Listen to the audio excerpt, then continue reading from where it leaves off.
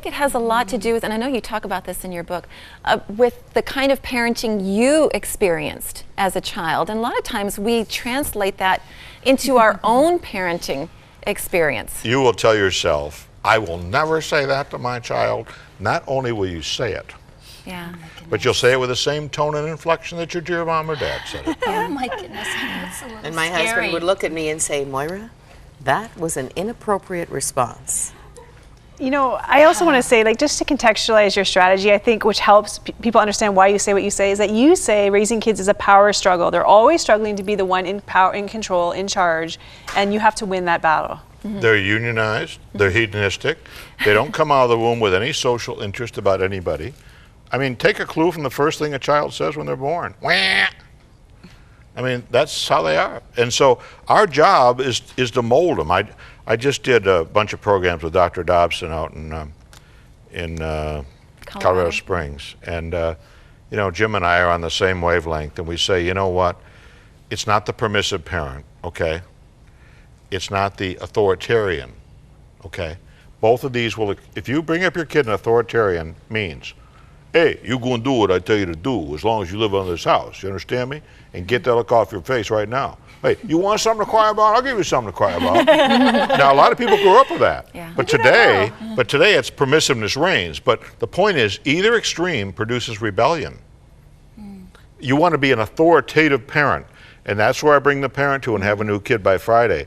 And again, this is not my invention. What I did in this book was rip off St. Paul.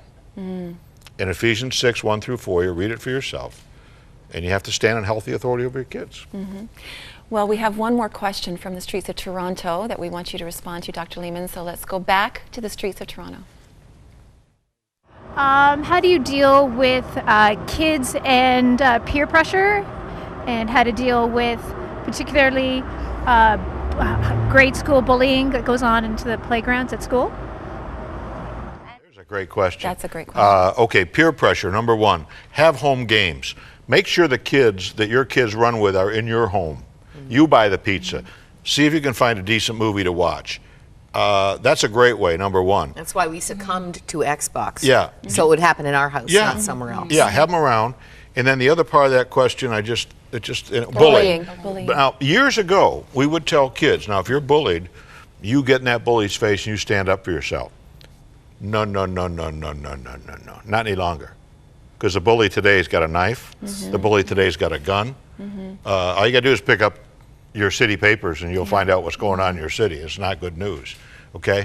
So when bullying's going on, if it's a school situation, you go right straight, you parent, you go right to the principal, through the teacher. Teacher first, then the principal. Let them be aware of that situation.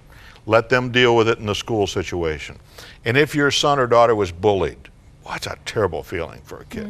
You come alongside the kid and say, you know, honey, that couldn't have felt good. I know it didn't feel good inside, but I want to tell you as a parent, I'm really proud of the way you handled that.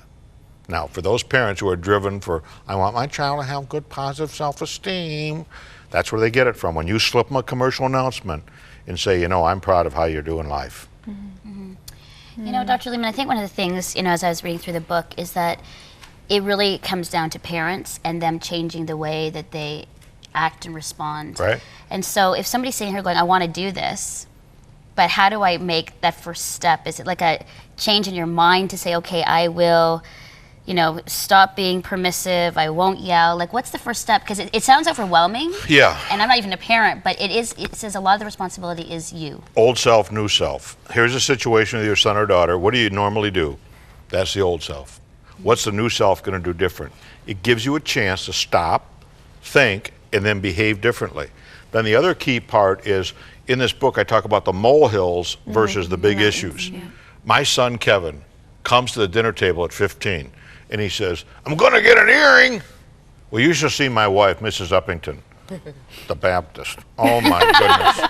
You would have thought, I mean, she's going like this to me. She goes, as soon as Kevin looked away, she goes, do something. In other words, say something. And so I said something like, pass the green beans. I mean, I didn't get excited. And so 3 days she's in my face. Kevin Leman, you talk to your son, he's going to get an earring. He's not going to get an earring. You tell him he's not going to have an earring. She's got a few too many rules. But anyway, on the third day, Where'd they hear that before? On the third day? Never mind. On the third day, I came to dinner that night with an earring on. On, not through. Yeah, yeah. And my son didn't even notice it. That was the funny. He's wolfing down his dinner, and all of a sudden, he looks at me, and his eyes narrow.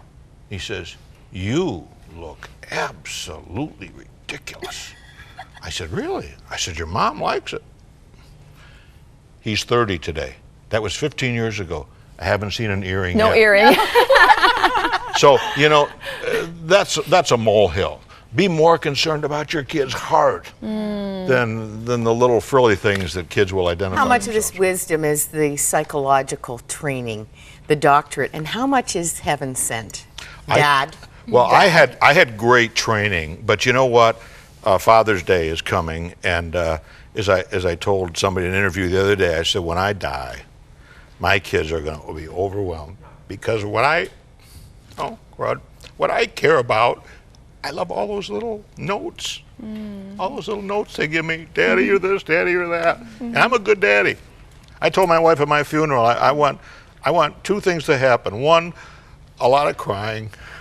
In fact, wailing would be preferable. And number two, just say, he was a good husband and a good father. If you do those things on this earth, I'll tell you, that's not bad.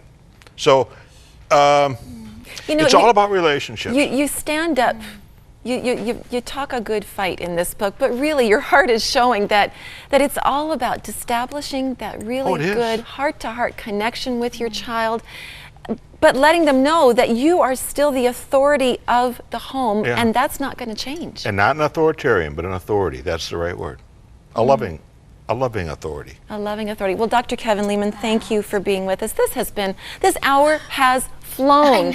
If you want to take him home with you, just pick up a copy of this You're book. coming home with me. You better call Mrs. Uppington on that one, honey. But I love those shiny lips. It's available wherever books are sold, I am Love those sure. shiny lips.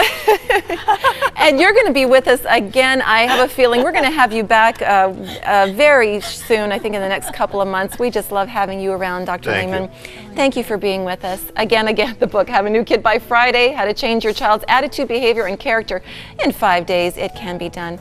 As always, though, keep your eyes on Jesus because it's all about him.